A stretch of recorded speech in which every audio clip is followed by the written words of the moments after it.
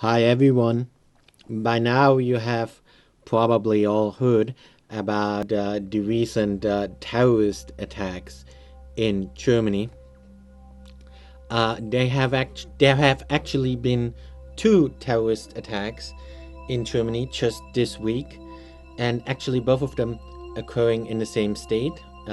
Both of them happening in Bavaria, and so both of them were actually pretty close to where I live, since I live in Bavaria. And well, as you know, the most recent one um, was the one in Munich yesterday, and and before that, at the beginning of the week, um, there was the attack on a train, in a train, the axe attack in a train in Würzburg, and this is actually exactly where I live. So the first one actually occurred exactly where I live, and yeah, and even the precise location, and even where the terrorist was living. Um, this is basically all the area, the exact area where I live, and the exact area even where I grew up. And uh, I I didn't know him myself. I mean the attacker, but some of my friends um, actually knew him, and and actually I went to school where he lives. It's like there's the school where I went to school as a child, and like just a few meters from that school, really just a few meters. It's like it's not even down the street. It's just just a few meters, like basically right next to the school, almost is where the attacker lived. So I talked with a few of the people who knew him, and they basically all confirmed what has also already been reported in the media, namely that um, he seemed like a really friendly guy.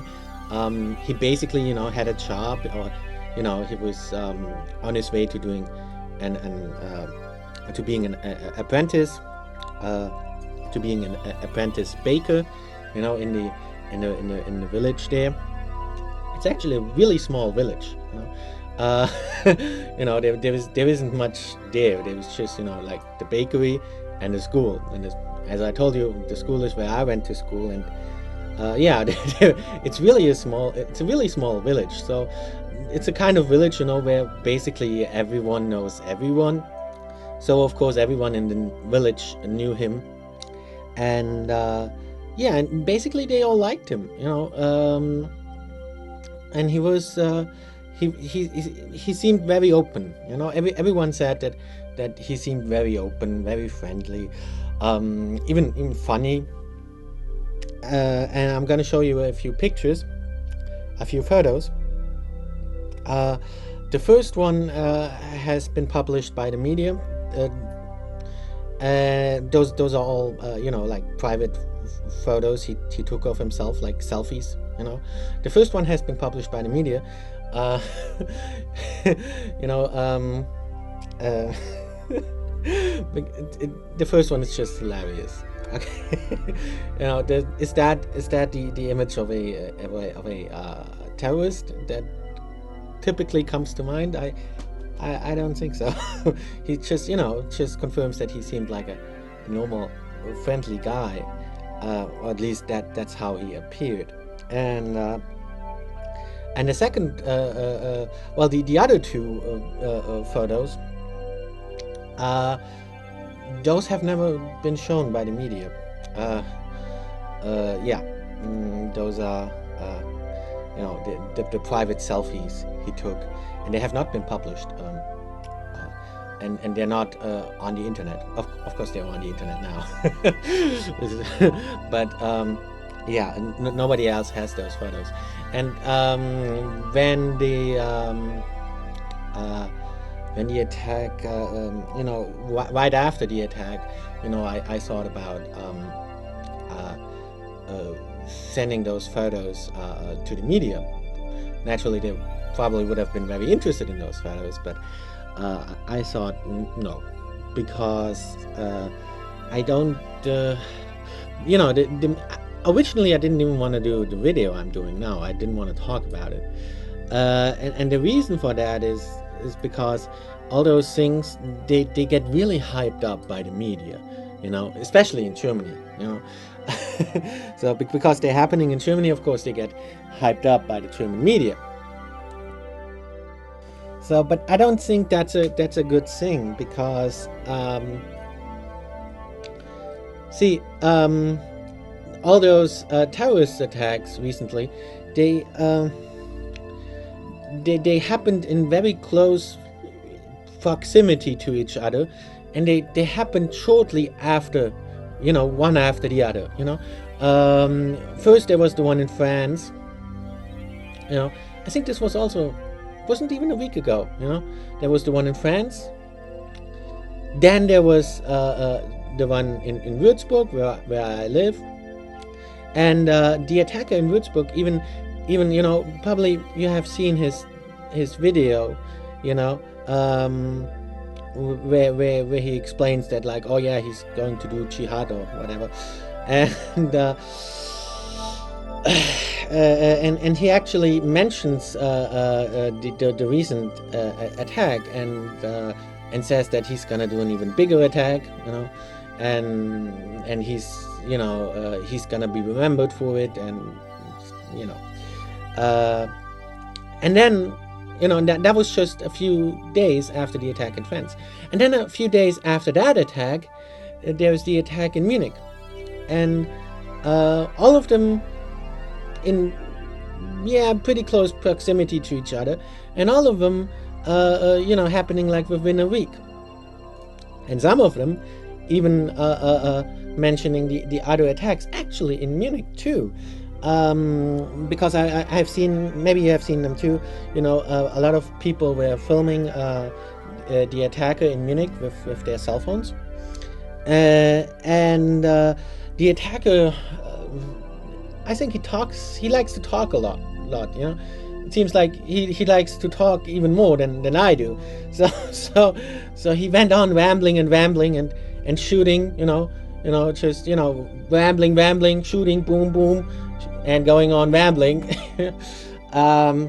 It's like I almost got the feeling that he only wants people, maybe his whole intention was just to get people to listen to him, and nobody would listen to his crap, so he shoots a few times, and then he gets everybody's attention. It always appeared that way. Anyway, he talked a lot, and he also basically referenced the other attacks, although maybe not in a manner that you would expect. He wasn't saying, like, oh, Allahu Akbar, kill all the infidels. He wasn't yelling stuff like that, and it wasn't like the one in Würzburg who said, oh yeah, I'm gonna do another terrorist attack and gonna kill even more people than the terrorist attacks in Würzburg and the terrorist attacks in France. And he wasn't saying stuff like that, but he was referencing the other attacks, and it's actually really weird looking at those videos, because he had basically a conversation, with one of the residents that lived there, and they were just, basically they were shouting insults at each other the whole time, which is, I think it's a pretty bad idea. I mean, if there's a guy with a gun, going on a rampage, killing people, I don't think it's a good idea to yell insults at him, but that was what one of the residents did. and he was insulting the attacker the entire time. Why? I don't get it. Why would he do that? I don't get it. But he was insulting the attacker the entire time, and of course he was accusing him of being a terrorist, and and of being like from the Islamic State, and stuff like that. So the attacker actually went on to justify himself,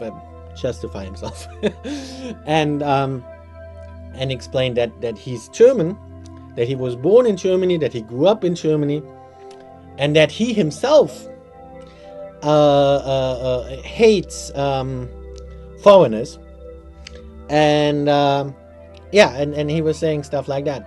So basically, they were also kind of talking, about the other attacks and stuff, but not in a way you probably expected. So it wasn't like he was claiming to be on a jihad and stuff like that. It actually seemed like, well, actually, now that I think about it, he actually seemed kind of racist. He seemed like because he repeated that he hates foreigners, he hates Turks, and he repeatedly shouted that he was German, the attacker. So but even so, some of the German media still reported this as basically a jihad, and reported him as being an Islamic terrorist. When actually from the video, I think it's pretty apparent that he's not, and actually, and I think I'm allowed to say that because I'm really familiar with the people who knew the attacker in Würzburg. So I can say that even the attacker in Würzburg, the one with the axe on the train, even he, I dare to say, was not an Islamic terrorist. He claimed to be, but I really think he was not. From what the people told me, he was not like that. He wasn't even very religious. I mean, well, I think I talked about religion before. like everything, I guess religion has two sides, and a lot of people they kind of confuse religion with faith. Well, it's not the same thing. There were atheist religions as well, and actually those are pretty much the worst.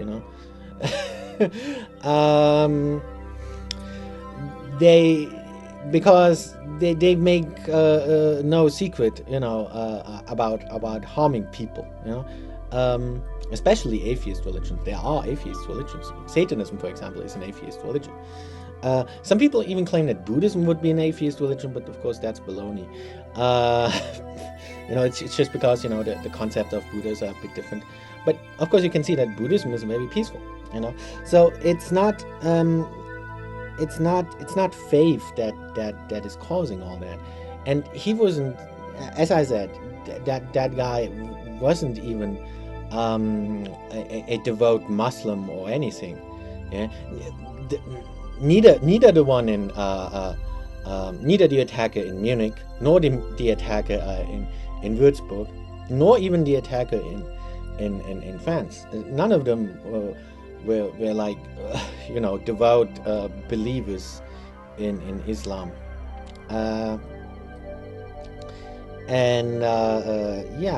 So why then would they do that, right? Especially the one in Würzburg. I mean, the one in Munich, he didn't even claim to be on a jihad. He actually said the exact opposite. He seemed very much against Muslims, or against foreigners, and against against Islam. He seemed very much against that. He seemed to be very much against that. But the one in Würzburg did at least claim publicly in his video that he was fighting for the Islamic State. when it actually is kind of apparent if you look into his history, if you know about how he acted in Germany before that, because he was already in Germany for a year and he was very well integrated into the community. And if you know a bit about him and know about his life before he became a terrorist, it's pretty apparent that he really was not a fighter for the Islamic State. And he really, originally, it really seemed like he had no intention of becoming one. And he didn't even go to the mosque very regularly. Just like we go to church, like on Christmas and yeah, okay, but that's basically it, So on important holidays he went to the mosque, but other than that he didn't. And he even went to church and stuff like that. So yeah, so he really wasn't like your typical Islamic terrorist. But why then did he do that? I think it's mainly that's what I mentioned before. It's like that's why I don't like I don't think it's good if the media is hyping those kinds of attacks too much, because that's playing exactly into the terrorists' hands. That's exactly what they want, on the one hand, of course, the terrorist organizations, they want to scare people, they need fear. They need their own people to be fearful of the infidels, and of course they need the infidels to be fearful of them, because they need fear to exist. If people were not afraid, nobody would listen to those terrorists. Nobody would fight for those terrorists, and they would cease to exist. They need fear.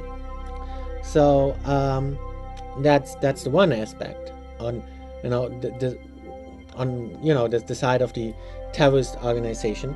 They need to install people with fear. So that's why they're doing those attacks. But as for the individuals carrying out those attacks, especially like the attacker in Würzburg, I think he had different reasons. I think, well, he seemed very open and very friendly, and like he was leading a happy life, but it was also a kind of mundane life, I guess, because where he lived, it's really a very small village, and he was basically going to be an apprentice baker. That's what he had to look forward to. He wasn't even an apprentice baker yet. He was just, at the time he was just an intern at the baker, and then he was looking forward to becoming an apprentice baker one day, and then one day becoming a real baker. So I don't know how it is in other countries, but in Germany, being a baker it's really nothing special. Maybe in other countries being a baker is something special because there are not many bakeries left. But in Germany there's still bakeries everywhere, and being a baker is pretty much the most mundane job you could imagine. So and that's what he wasn't even a baker yet. But that was the only thing he had to look forward to. Oh yeah, one day I'm going to be a baker. So it was a very mundane life, I guess. Very, very boring. Nothing special. No one was gonna remember him. But then he had an idea. So how he could step out of that mundane existence. And make people remember him, because he knew that if he was gonna go berserk, well, still nobody would report on it. But if he was gonna go berserk and claim that he was fighting for the Islamic State, then everybody's gonna report on it, and he's gonna become famous, and he's gonna be like the most famous guy, and everybody's gonna talk about him, and well, I guess he got what he wanted. Oh, on that note, it also seemed like he did want to die, actually,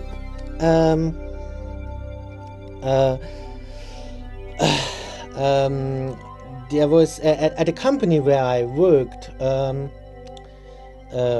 I'm still working, but I was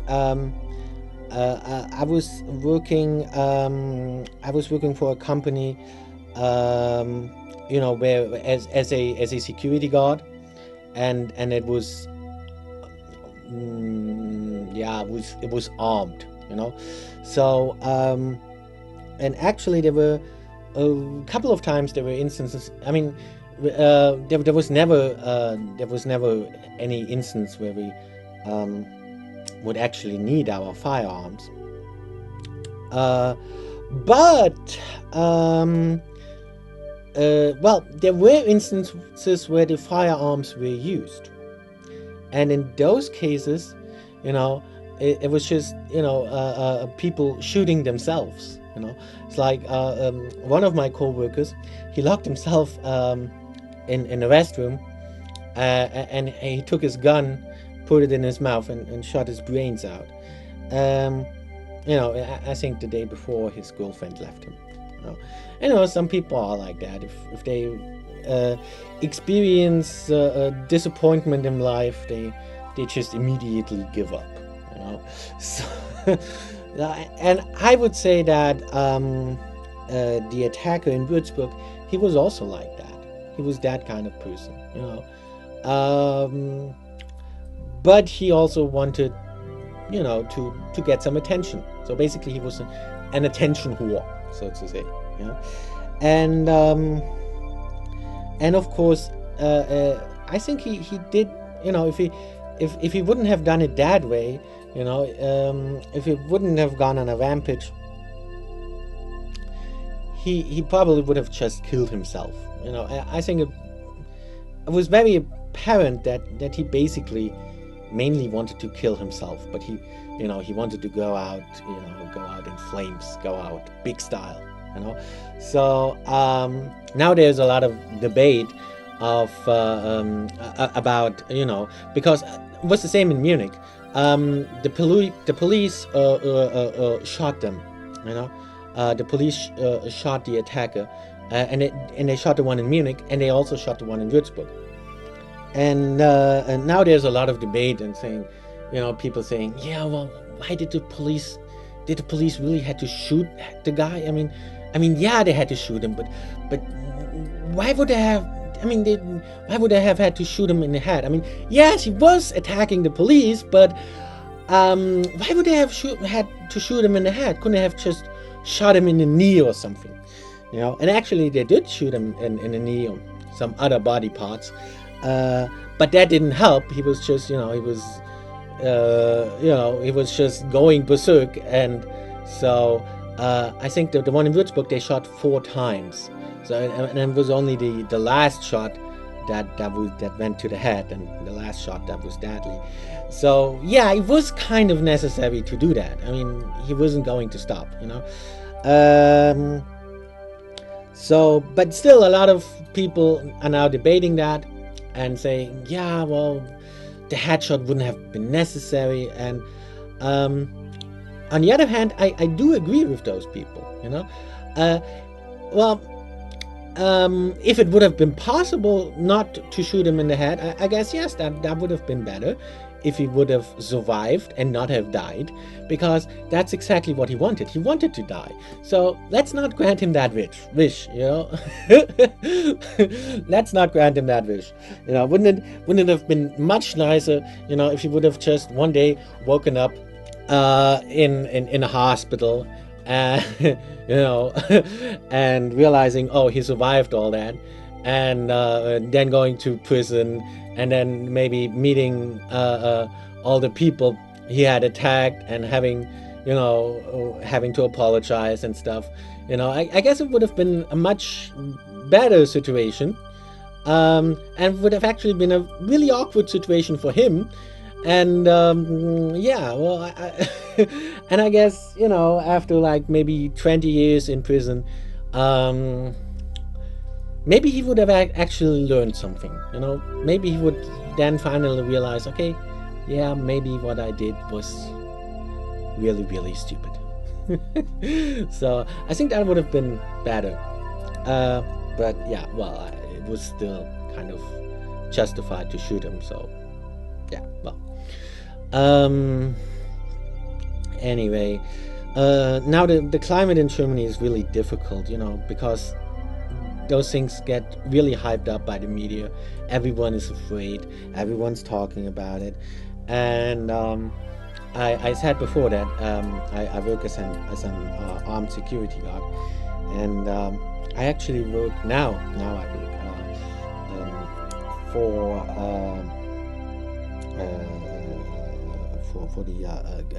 the criminal court, the regional court in Würzburg,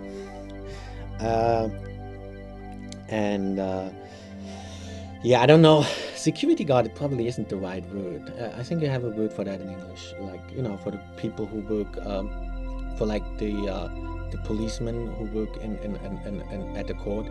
Well, I'm not a policeman, but I'm not an official or anything, nothing special. But anyway, I work at the court, and when people have a court hearing, before they they can't just walk into the court. There's screenings. There's like at the airport. There's like security. And there are X-ray machines and that kind of stuff. So this is what I do, and every time when there is a terrorist attack like that, people get really scared. And the way I notice that is that suddenly the amount of weapons that people are carrying with them, and that people are even trying to carry into the court, and that we have to confiscate. The amount of weapons that people are carrying skyrockets, and normally there isn't that many weapons that people are carrying, especially when they're going to court. So there were not too many weapons that we confiscate. But every time there's an attack like that, boom, everybody is carrying something, knives and all kinds of weapons. Some are really, how do you say, some are really, some are pretty bizarre, and some are really imaginative, and there are some things you would never realize on first glance that it is a weapon, but people are carrying that stuff because they're afraid. Normally they don't carry it, but every time something like that gets hyped up by the media, everybody becomes afraid, and everybody starts carrying weapons. And of course, the more people are afraid, and the more people are carrying all kinds of weapons, the more bad things happen. So yeah.